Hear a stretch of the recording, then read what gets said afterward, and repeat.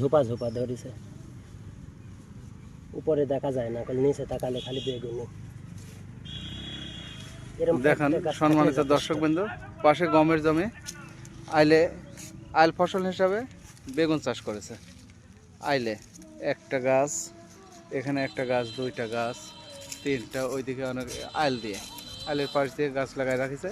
এতে কি হচ্ছে, নিজের পারিবারিক পুষ্টি চাহিদা তো মিটছেই, পাশাপাশি আইলেরও ব্যবহার হচ্ছে। তো আইলে ফসল চাষ অবশ্যই একটা লাভজনক। আপনারা যাদের সুযোগ আছে এরকম আইল দিয়ে আপনার বেগুন, তারপরে শশা, আপনার করলা, বিভিন্ন ধরনের ফসল চাষ করতে পারবেন।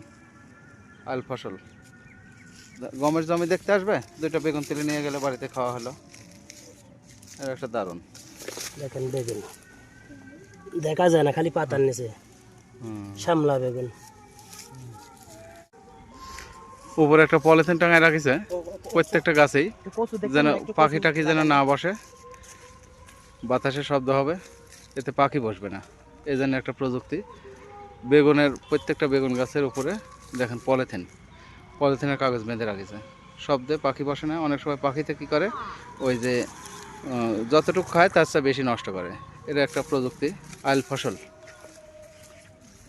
দর্শকবৃন্দ, যাদের এরকম সুযোগ রয়েছে আইলে, তারা অবশ্যই আইল ফসল চাষ করুন এবং নিজের পারিবারিক পুষ্টি চাহিদা মিটিয়ে লাভবান হন।